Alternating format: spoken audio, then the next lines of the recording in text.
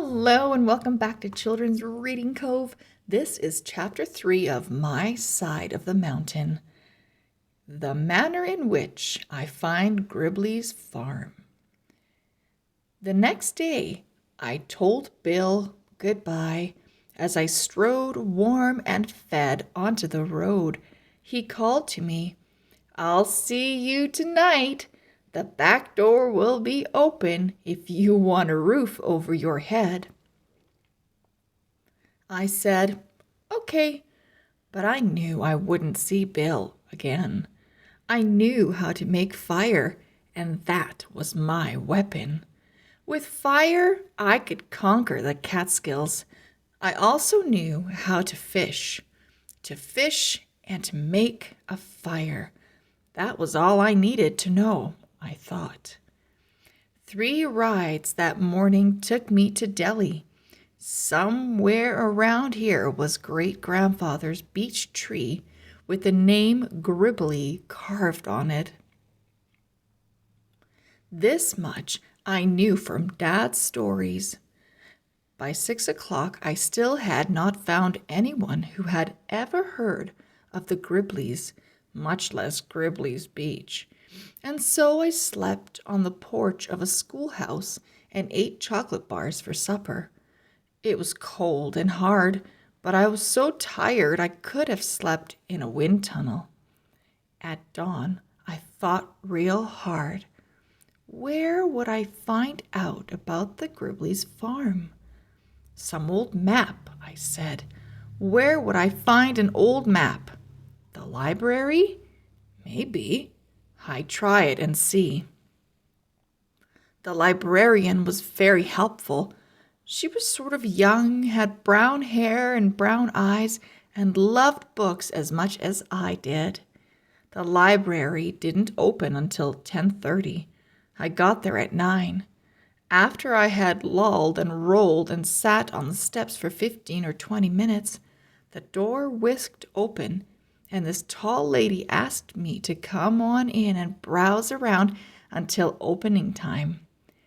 All I said to her was that I wanted to find the old Gribley farm, and that the Gribleys hadn't lived on it for maybe 100 years, and she was off.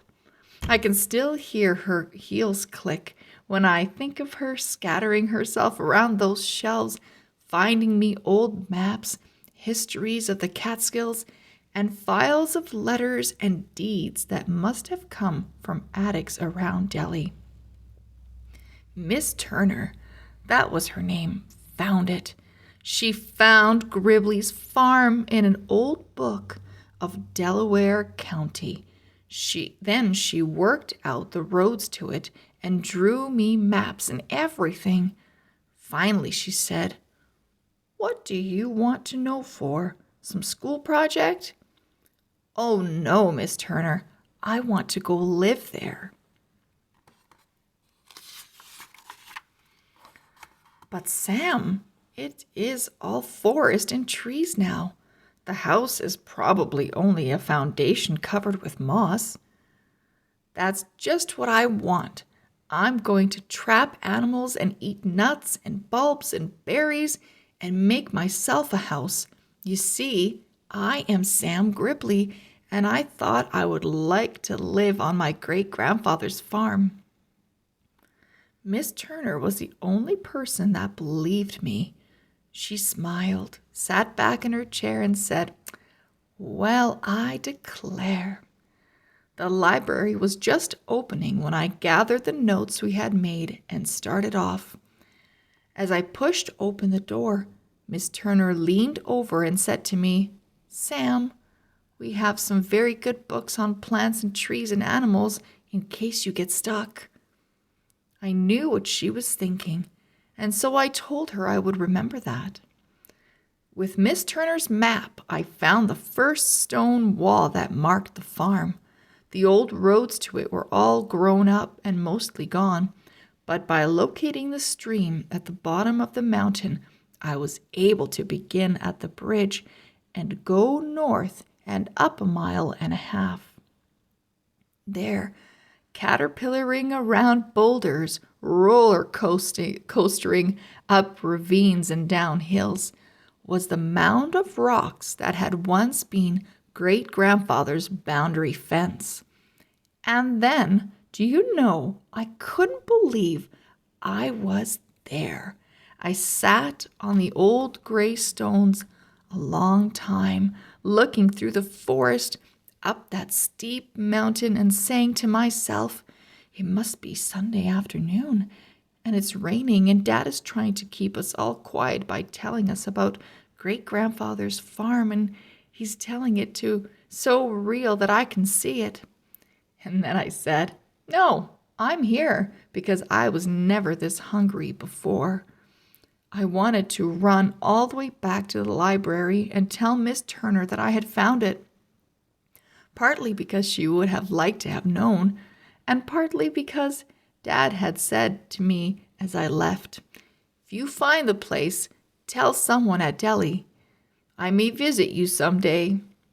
Of course he was kidding, because he thought I'd be home the next day, but after many weeks, maybe he would think I meant what I said, and he might come see me.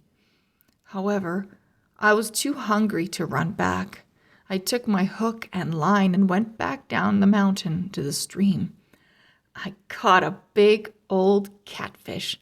I climbed back to the stone wall in great spirits. It was getting late, and so I didn't try to explore. I went right to work making a fire.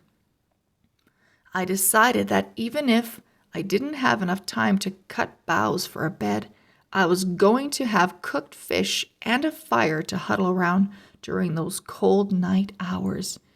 May is not exactly warm in the Catskills. By firelight that night, I wrote this. Dear Bill, that was the old man. After 3 tries, I finally got a handful of dry grass on the glow in the tinder. Grass is even better than pine needles, and tomorrow I'm going to try the outside bark of the river birch. I read somewhere that it has combustible oil in it that the Indians use to start fires. Anyway, I did just what you showed me and had cooked catfish for dinner. It was good. Your friend, Sam. After I wrote that, I remembered I didn't know his last name, and so I stuffed the note in my pocket, made myself a bed of boughs and leaves in the shelter of the stone wall, and fell right to sleep. I must say this now about that first fire. It was magic. Out of dead tinder and grass and sticks came a live, warm light. It cracked and snapped and smoked and filled the woods with brightness. It lighted the trees and made them warm and friendly. It stood tall and bright and held back the night. Oh, this was a different night than the first dark, frightful one. Also, I was stuffed on catfish. I have since learned to cook it more, but never have I enjoyed a meal as much as that one, and never have I felt so independent again. End of chapter 3. We'll see you back here very, very soon for chapter 4. Bye-bye.